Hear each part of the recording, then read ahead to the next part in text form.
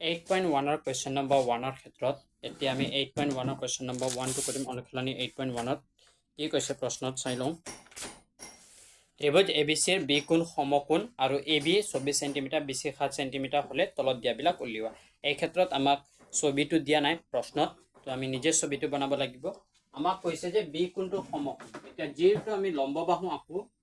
তাত আমাৰ B কোণটো আমাৰ সমকোণ হ'ব লাগে মানে এইটো কোণটো আমাৰ B কোণ বাকি ABC ত আমি A আৰু C তো জতে লিখিব পাৰিম তো প্ৰথমতে মই A ইয়াত লিখি দিলো আৰু C টো আমাৰ ইয়াত আছে sin A বুলি কৈছে প্ৰশ্নত তো A থিটা আছে হল যত কয় sin A বুলি কৈছে মানে A থিটা আছে নেক্সটত আকৌ sin C বুলি কৈছে মানে তেতিয়া থিটাটো চিত যাব এতিয়া মান বিলাক দিছিলে AB 24 cm মানে A ৰ পৰা B লৈকে কিমান মান 24 cm তাৰপিছত BC 7 cm B ৰ পৰা C লৈকে আমাৰ 7 cm বাকিখিনি আমি ওলাব লাগিব এতিয়া প্ৰথমতে এইটো আমাৰ কি হৈছে এটা সমকোণী ত্ৰিভুজ হয় সমকোণী ত্ৰিভুজৰ ক্ষেত্ৰত যিকোনো দুটা বাহুৰ মান যদি আমি জানো তেন্তে আমি ইয়াৰ বাহুটো ওলাই দিব পাৰো পাইথাগোৰাছৰ সূত্ৰ মতে তো প্ৰথমতে আমি দিয়া আছে বুলি লিখি লওঁ AB পালো আমি 24 cm BC পালো আমি 7 cm আৰু AC টো আমি পোৱা নাই AC আমি ওলাব লাগিব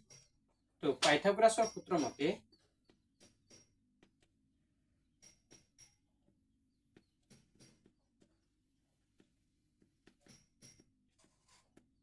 আমি পাইথাগোৰাছৰ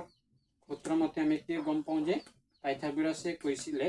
কৰ্ণৰ স্কয়াৰ মানে অতিভুজৰ স্কয়াৰটো সদায় সমান থাকে লম্বৰ স্কয়াৰ আৰু ভূমিৰ স্কয়াৰৰ যোগফলৰ লগত যদি আমি AC ৰ স্কয়াৰটো এইফালে লৈ যাওঁ তো স্কয়াৰটো ইয়াত গলে কি হ'ব স্কয়াৰ ৰুট হ'ব মানে BC স্কয়াৰ প্লাস AB স্কয়াৰৰ স্কয়াৰ ৰুট হ'ব স্কয়াৰটো সমান চিহ্ন সোঁফালে গলে স্কয়াৰ ৰুট হয় এতিয়া মান বিলাক পাতি দিওঁ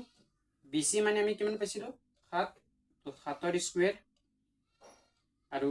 AB মানে আমি পাইছিলো 24 তো 24 ৰ স্কয়াৰ এতিয়া 7 স্কয়াৰ মানে আমি গম পাওঁ যে 7 স্কয়াৰ মানে হৈছে 49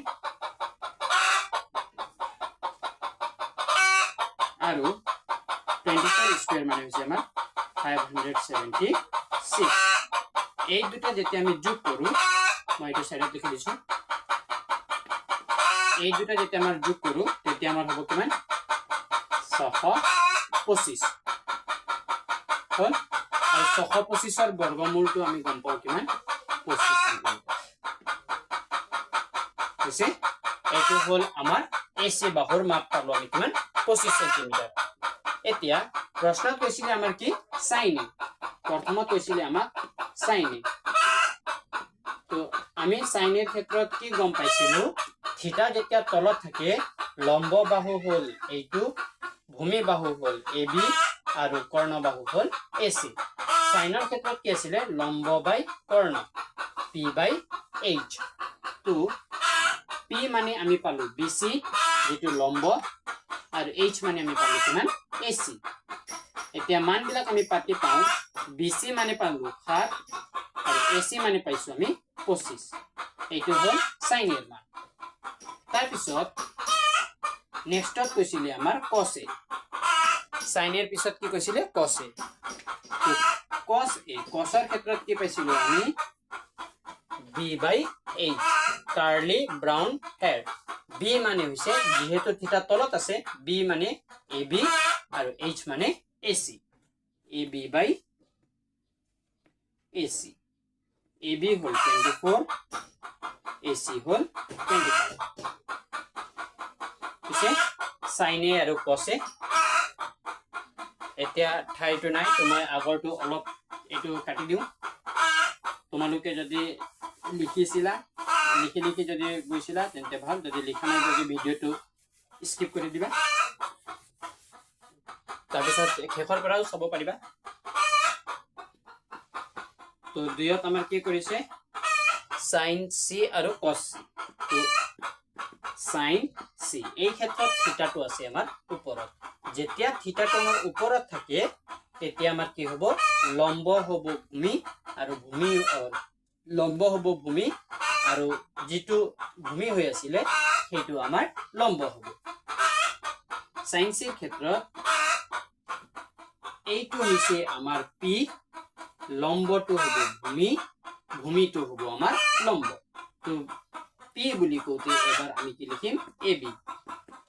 h টো সদায় একে থাকিব h টো আমাৰ ac ab হল আমাৰ 24 আৰু ac হল আমাৰ 25 এতিয়া cos c থিটা কি ইয়াত আছে তো b by h b মানে কোনটো হ'ব যেটো লম্ব দেখি আছো সেইটো আমাৰ কাৰণে এতিয়া b হ'ব মানে bc আৰু h হ'ব আমাৰ কিমান ac bc মানে আমি পাইছো 7 আৰু ac মানে আমি পাইছো 25 এইটো হল কোৱেশ্চন নম্বৰ 1 ৰ এনসাৰ